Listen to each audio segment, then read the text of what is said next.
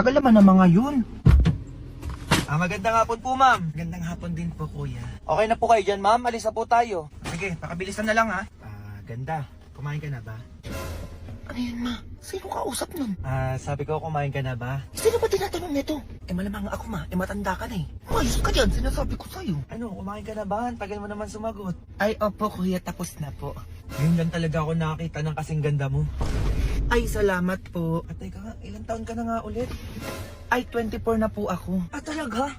Hindi halata Sobrang fresh mo kasi tignan eh.